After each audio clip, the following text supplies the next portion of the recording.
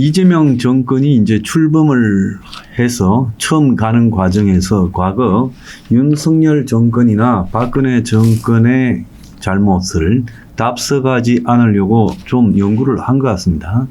특히 윤석열 전 대통령은 오만 독선 문제로 초반부터 많은 문제가 됐지요. 그래서 이제 이런 부분들을 비치지 않으려고 본인 스스로 일부러 그렇게 외부에 보도되지 않도록 노력하는 모습은 보여요. 그래서 오늘 아침에 중앙일보를 보면 그건 또 그렇겠네요 하고 제목을 달면서 윤 정부 장관들과 어제 첫 국무회의를 했는데 무슨 일이 있었냐 이런 기사가 나왔습니다. 그래서 어제 국무회의를 한 6시간쯤 했다. 10시에 시작해서 오후 4시까지 했다라는 이야기가 나와요. 김밥 먹으면서 했다고 합니다.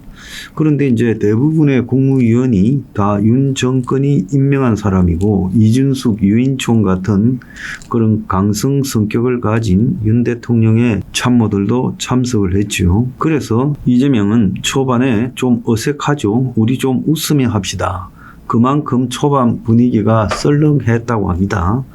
그런데 어제 마라톤 회의를 한 직후에 들려온 소식은 되게 자유로웠다, 화기애애했다, 누군가 질책당한 일은 없었다.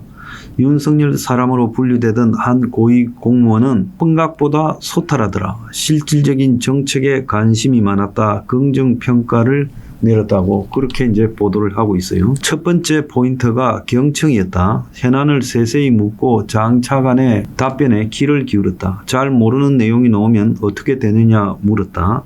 그래서 정부 조직 개편 같은 답정너식 질문은 없었고 실질적인 회의였다라는 이야기도 나오고 또 포용도 있어서 어색한 유인촌을 만나가 웃으면서 반갑게 악수도 했다. 그러면서 공존과 통합의 가치 위에 소통과 대화를 복원하겠다. 그렇게 말을 했습니다.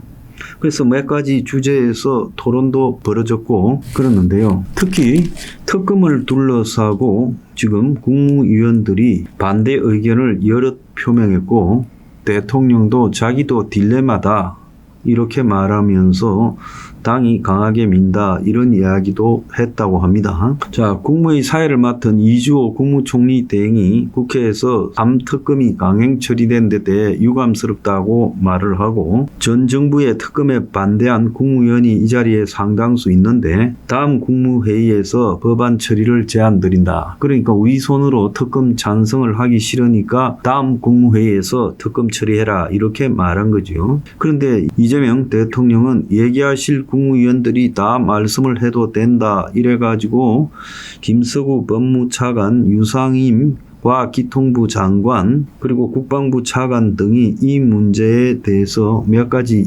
반대적인 의견을 이야기를 했다는 거예요. 그러니까 이재명이 지금 대통령이 된 입장에서 특수본을 꾸려서 하는 게 더 나을 수 있는데 과거 정부가 그렇게 했는데 그러면서도 국회에서 여당이 추진하고 있는데 하지 말라고 할 수도 없는 딜레마가 있다라고 이야기를 했어요. 그런데 결론은 뭐냐? 특검법 3개가 다 처리됐습니다. 그러니까 모양만 부드럽고 말을 듣는 척하고 할 수 있는 이야기를 하라고 했지만은 실질적으로는 원하는 것을 100% 관철시켰다는 거예요. 자, 기자들과 깜짝 티타임을 하고 연일 SNS를 하면서 소통왕 이 대통령이라는 이런 데일리한의 보도가 있었어요. 20분 티타임 후에 사진 찍고 회의 복귀를 했다. SNS 하루에 4개를 올려서 국민과 소통했다는 거예요. 어제 국무회의를 주재하다가 11시 30분 시진핑과 통화한 후 점심 식사를 위해 식당으로 내려왔다는 거예요. 그러니까 김밥은 국무위원이 먹었는지 그건 잘 모르겠습니다.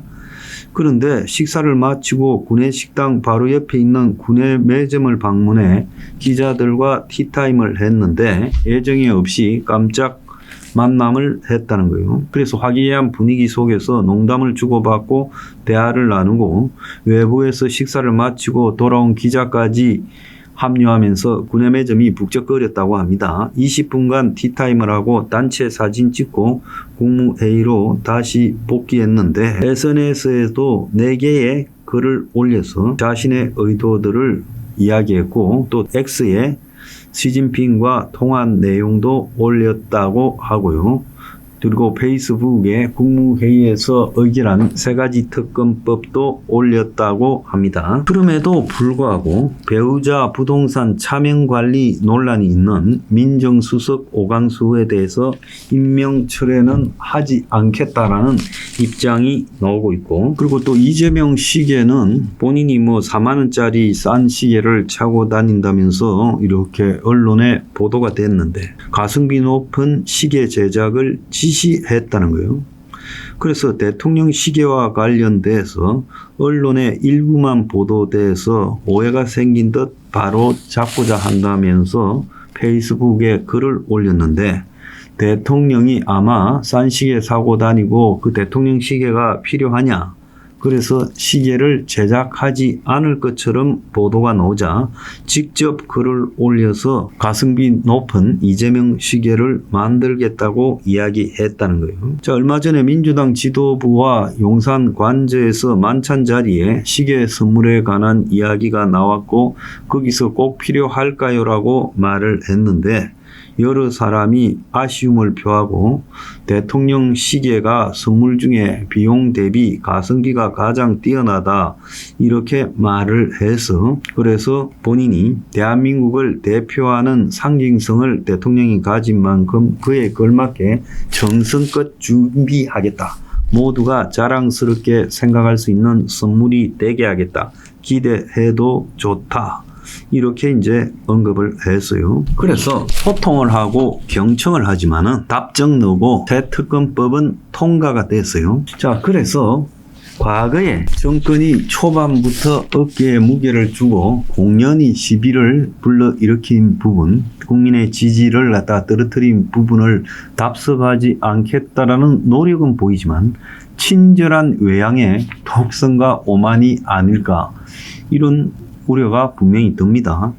그래서 이렇게 일사불란하게 굉장히 친절하게 말을 하고 회의 때도 또 듣기도 하고, 또 더 나아가서 기자들과 그냥 깜짝 만남도 하고, 과거에 이 윤석열 정권에서 잘 듣지 않고 자기 말만 하고 기자들하고 용산 대통령실 입구에서 또 스태핑입니까? 그런 간단한 기자 인터뷰를 하던 그런 것과는 차원이 다른 모습을 보이고 있는데, 이 또한 답은 정해져 있어요. 답은 정해져 있으니까 너는 내가 원하는 답변을 하기만 돼. 이 답정너식 국정 운영이 되지 않을까 하는 겁니다. 그러니까 외양은 친절하고 경청하고 소통하고, 결론은 답정너. 이렇게 되면 이것 또한 결론적으로는 일사불란, 그리고 결론을 끌어내는 오만과 독선이 아닐 수 없다는 거예요.